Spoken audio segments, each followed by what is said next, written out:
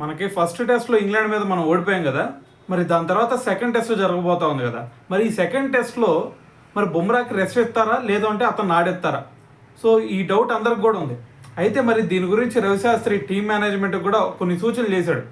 అతను ఏమన్నాడంటే, ఒకటి గుర్తుపెట్టుకోండి, ఇప్పుడు ఆల్రెడీ మనం 1-0తో మరి వెనకబడి ఉన్నాం. సో మరి రేపు సెకండ్ మ్యాచ్లో బుమ్రా కనుక లేకపోతే ఖచ్చితంగా సెకండ్ టెస్ట్ మనం ఓడిపోతాం. సో గెలవడం అనేది చాలా కష్టమైంది మనకి. సో కాబట్టి బుమ్రా లేకపోతే 2-0తో వాళ్ళు గెలిచారనుకోండి, దాని తర్వాత మనం సిరీస్ గెలవడం అనేది చాలా కష్టమైంది. సో కాబట్టి బుమ్రాని ఆడించడమే చాలా బెటర్ అనేది నా ఫీలింగ్ అనమాట. సో దాని తర్వాత మరి మనకి ఫీల్డింగ్లో అదేవిధంగా మనకి టైలెండర్స్ బ్యాటింగ్ విషయంలో కొన్ని లోపాలు కనిపిస్తున్నాయి మనకి.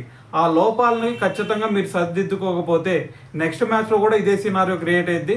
దాని తర్వాత మరి బుమ్రా విషయంలో అలాగే ఫీల్డింగ్ విషయంలో ఈ రెండిట్లో మరి మీరు సరిగ్గా ఆలోచించి ఒక నిర్ణయం తీసుకోండి అని చెప్పేసి టీమ్ మేనేజ్మెంట్కి రవిశాస్త్రి అయితే చెప్పడం జరిగిందనమాట. సో మరి దీని గురించి మరి మీ ఒపీనియన్ కూడా తెలుసుకోవాలి కదా. సో మరి ఏమనుకుంటున్నారు, బుమ్రా సెకండ్ టెస్ట్లో ఆడాలా లేదా? సో ఏమనుకుంటున్నారా అనేది కింద కామెంట్ చేయండి.